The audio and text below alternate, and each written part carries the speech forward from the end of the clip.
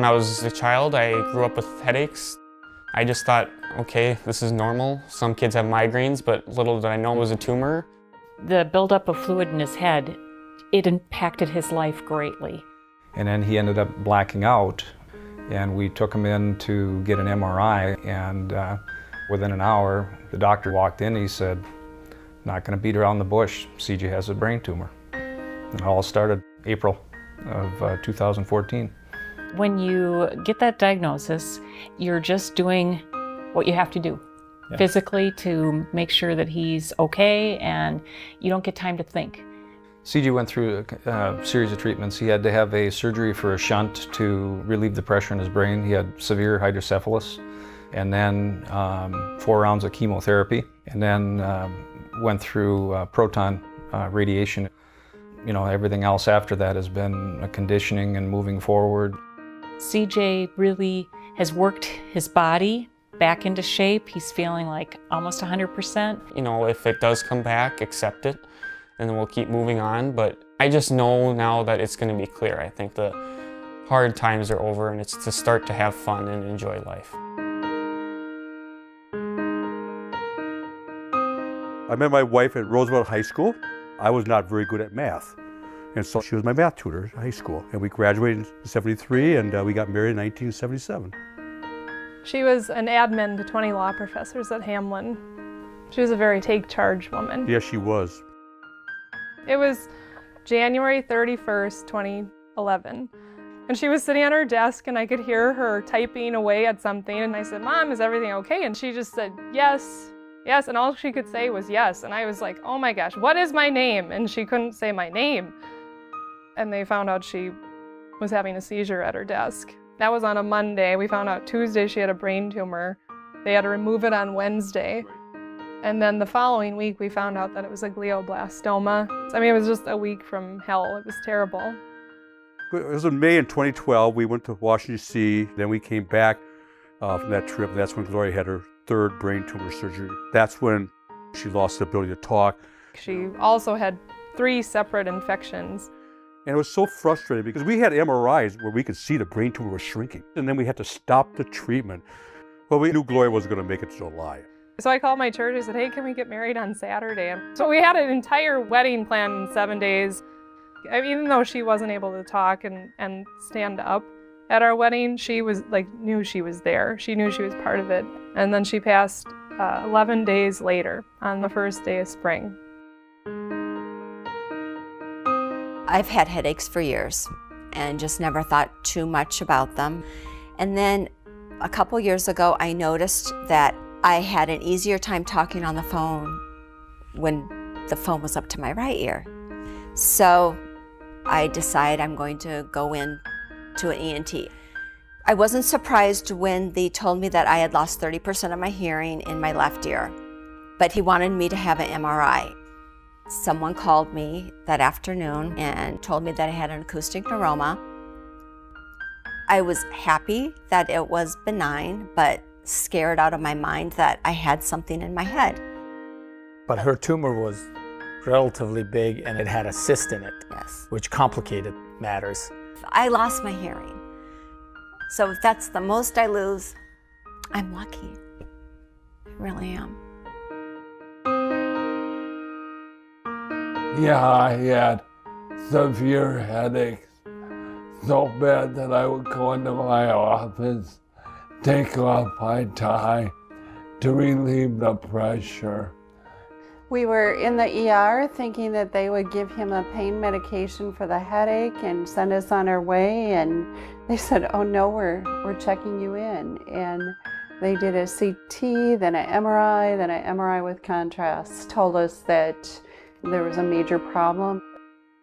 During the biopsy, John had a stroke, and he couldn't move his head. He had lost vision in an eye and hearing in an ear, and basically unable to move his body. So since the biopsy, he's really come a long way. Yeah, but I have a long way to go.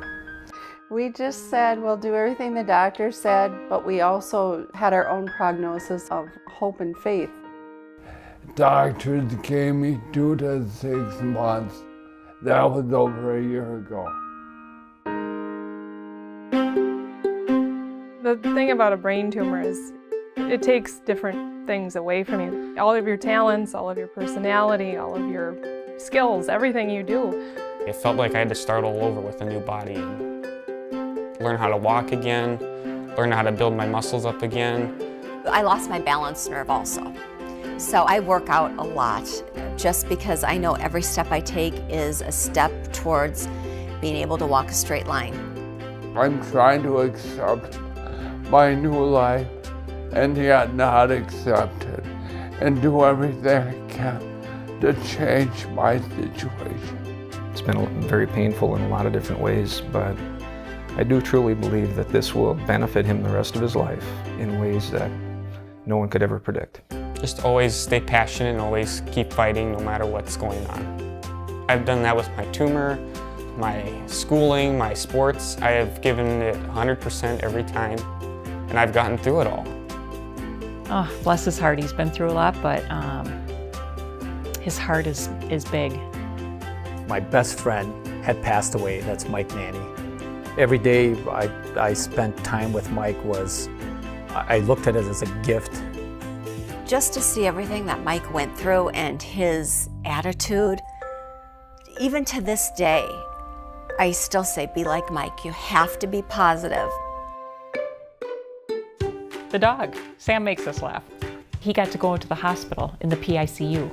He was there at the hospital, he sat on my bed, he was there during chemo at the house. He was basically CJ's therapy dog. She loved flowers. Oh, yeah. We would go to the farmer's market. Usually the first big purchase of flowers for her was the Saturday before Mother's Day. Now my dad and I go on the Saturday before Mother's Day every year. We've mentioned writing several times. How do you write? Computer. Okay. It's a modern invention they have now. I didn't like eating around people for a while. I'd have to eat with my hand over my mouth because food would fall out. And they had St. Baldrick event at Children's Hospital, and he was able to come down and watch me get my head shaved.